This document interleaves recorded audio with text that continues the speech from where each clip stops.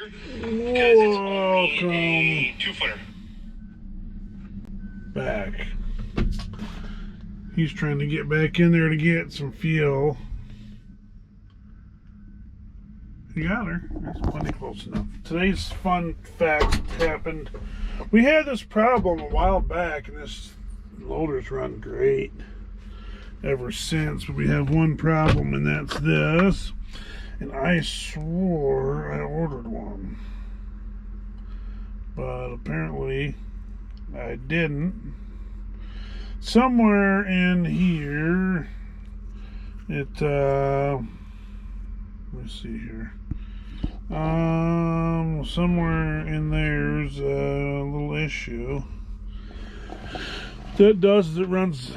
It's a sensor that sticks out like this inside that protective part there, and when the boom comes up, it says, hey, the boom's up too far, so it stops the boom. The only problem is when this goes out, it stops your boom. So if it's, you gotta, what I did before was I stuck a stick and wedged it in here, because this sits in there like this, connected to that, yada yada yada, and I just took a stick and wedged it in there and got through, and then made a phone call.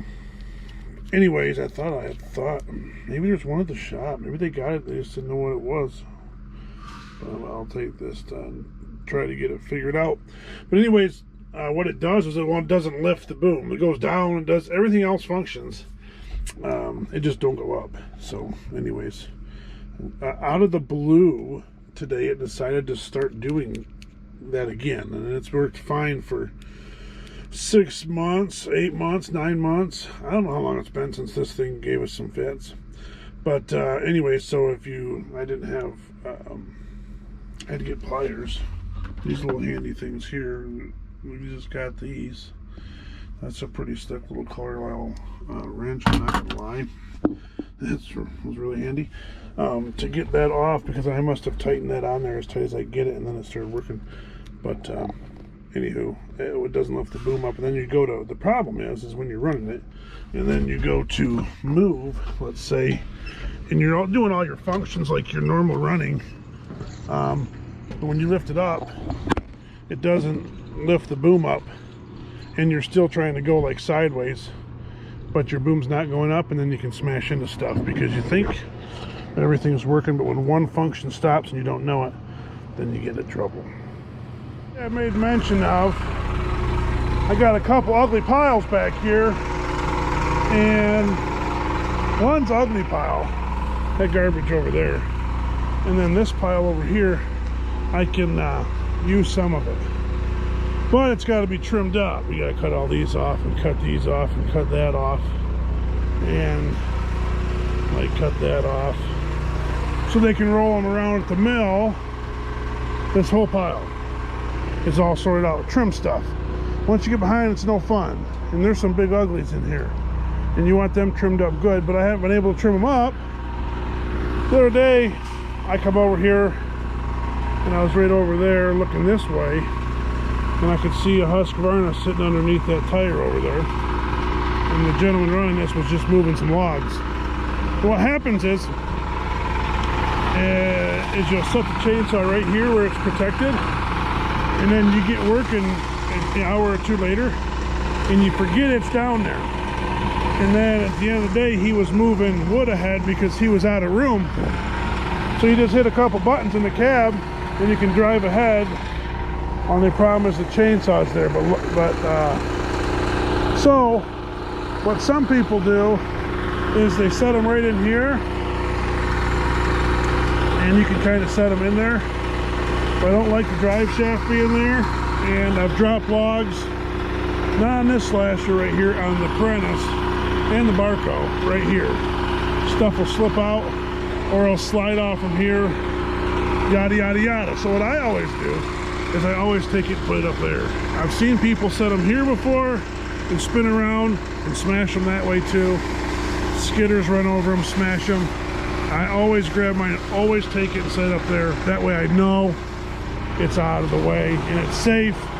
I won't forget it, and it won't get broke. So here's what happened. I think we got lucky. We don't know yet. I got to get to the shop, and he was going to get me some parts for it. But this is the good one too. This is the good one.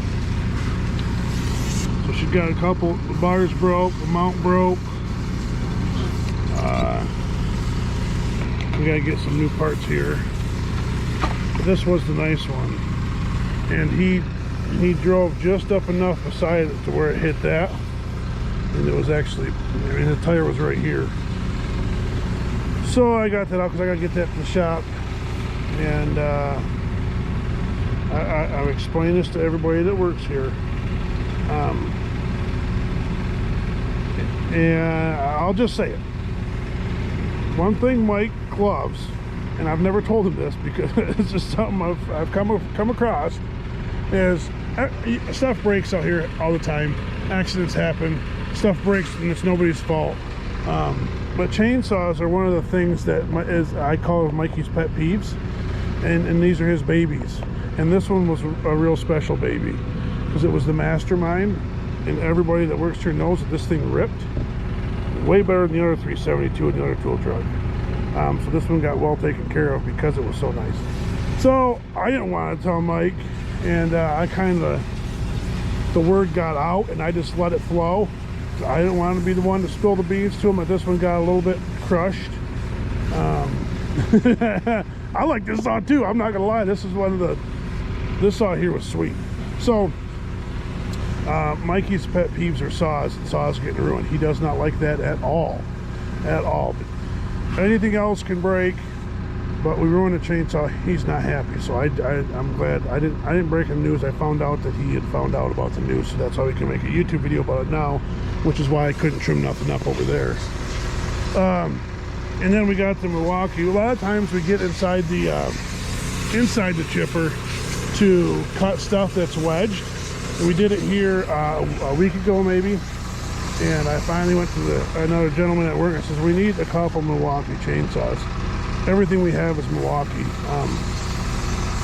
Just for the fact of being inside that chipper, to run that instead of that is the big deal.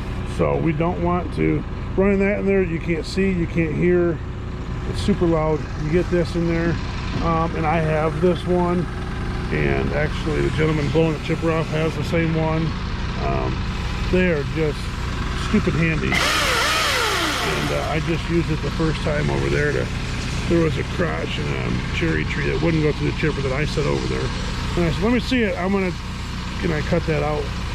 But I actually thought the other day about, I could trim a couple logs with it, but then again, I don't want to abuse that thing and use it for what it's really not meant for. It's not meant for that big 30-inch beech with a big old limb coming off it. I don't care to wreck that. I want to save that for when we need it in the chipper, and then it works for us so that everyone's can't hear or see. So a chainsaw update and what's going on with our chainsaws. Current conditions are not good. So once I get a chainsaw out here, you got to set all those out in a line, then go through and trim them all, stack them all back up. So we'll be doing that here once we get a chainsaw.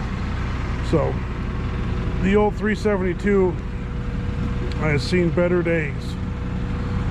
Has seen better days, but the Milwaukee's going to make a big difference in the chipper, and that thing, they're handy. I know they're a little pricey. This is a little pricey, but for us out here, that'll work really good for in the chipper and doing little.